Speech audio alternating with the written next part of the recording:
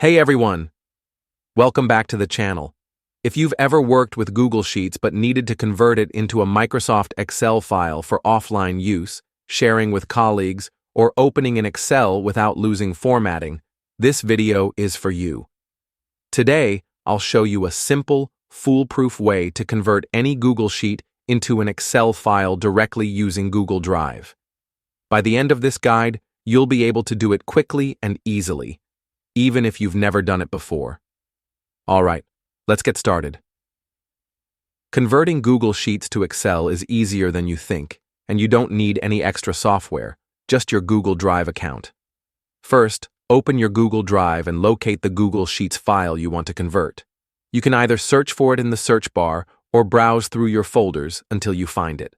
Once you've found your file, double-click it to open it in Google Sheets. Now, go to the top left corner and click on File in the menu. Hover over the Download option, and from the drop-down list, select Microsoft Excel.xlsx. The moment you click that, Google Sheets will start downloading the file in Excel format directly to your computer. It's that quick. Now, if your sheet contains special formulas, formatting, or large data sets, most of them will remain intact.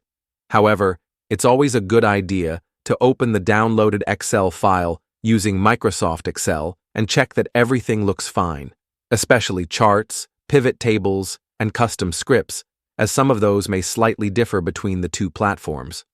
Alternatively, you can also convert multiple sheets at once by zipping them together or using Google Drive's bulk download feature.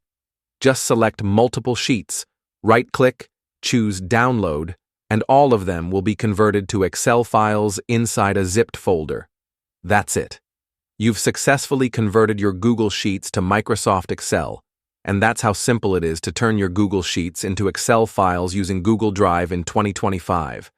No extra tools, no complicated steps, just a few clicks, and you're done.